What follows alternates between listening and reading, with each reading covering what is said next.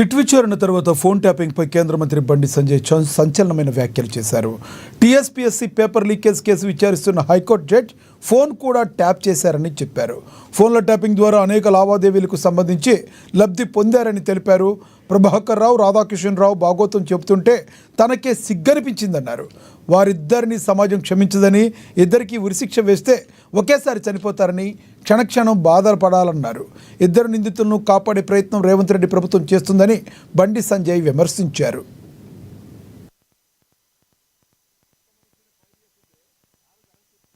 Group 1 exam సంబంధించి paper leakage సంబంధించిన file చేస్తుంటే ఆ రోజు అరెస్ట్ చేశాను. నేను ముందుగానే పోలీసు వాళ్ళు మా ఇంటికి వచ్చి నువ్వు పోతున్నావు అని చెప్పని. నీకెట్లా చేస్తుంటే సమాధానం లేదు.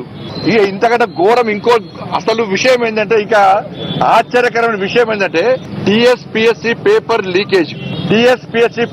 లీకేజ్ కేసును విచారిస్తున్న జడ్జి ఫోన్ కూడా ట్యాప్ చేశారు.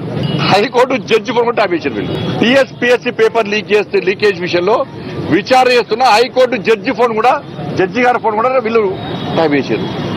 ఇప్పుడున్న ముఖ్యమంత్రి గారు కూడా ట్యాప్ చేశారు. అప్పటికి ఇది దీంతో పాటు ఆల్రెడీ మా రాష్ట్ర అధ్యక్షుడు రామచంద్ర గారు గత అంతకుముందే ఈ కేసును సిబిఐకి ఇవ్వాలని చెప్పి హైకోర్టులో పిటిషన్ వేయడం జరిగింది. మా మొదటి నుంచి కూడా కోరుతున్నాం. మేము ఈ ప్రభుత్వం మీద నమ్మకం లేదు.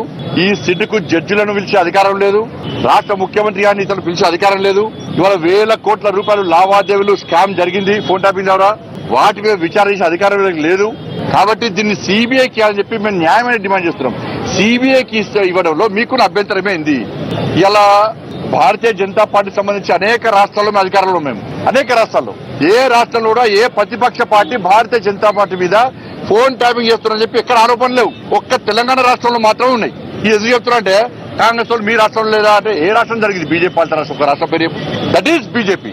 దయచేసి వీటి మీద మాకు నమ్మకం లేదు. అధికారుల మీద ప్రభుత్వం ఒత్తిడి తీసుకొస్తుంది. నేను ముఖ్యమంత్రి గారు మాట్లాడిన తర్వాత తెలంగాణ సమాజానికి పూర్తి అర్థమైపోయింది, బీఆర్ఎస్ కాంగ్రెస్ ఒక్కటే. వీళ్ళు ఏం చర్చించుకోరు.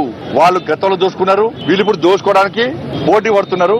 కాబట్టి వీళ్ళ మీద వాళ్ళు విచారణ జరపరు, వాళ్ళ మీద వీళ్ళు విచారణ జరపరు. కాబట్టి జనగామ జిల్లాలో